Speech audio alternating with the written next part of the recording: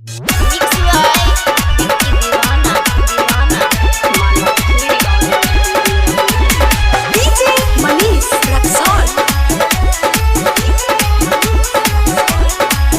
छौड़ी कन्हे तू हमारा बेगाना, बंद कर देनी आना जाना, बंद कर देनी आना जाना। छौड़ी कन्हे तू हमारा बेगाना, बंद कर देनी आना जाना। ससुर में जाके बस गने छौड़े करही तू अब माना माना।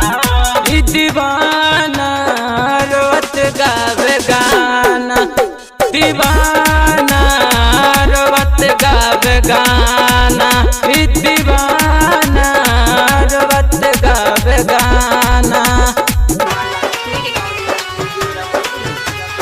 मिक्स बाय विक्की दीवाना DJ Manish Raxaul.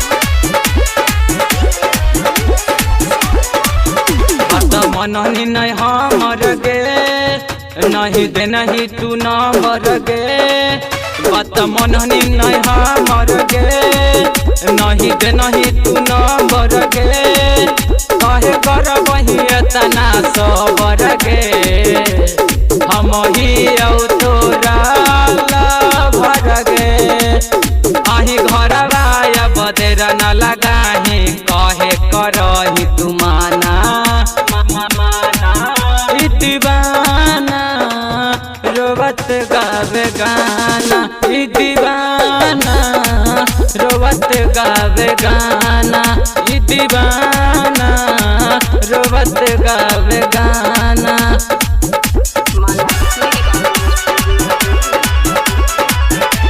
Mix by Vicky दीवाना डीजे मनीष रक्सौल।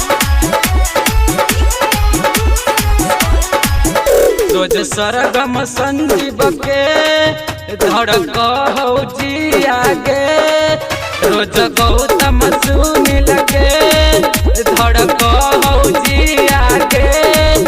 अब हम ऐसे नहीं रह पैबोगे, बोलू संग मिले बोगे। कौशल हको पगलाइल नस में नसाइल, गावा हको रोज गाना।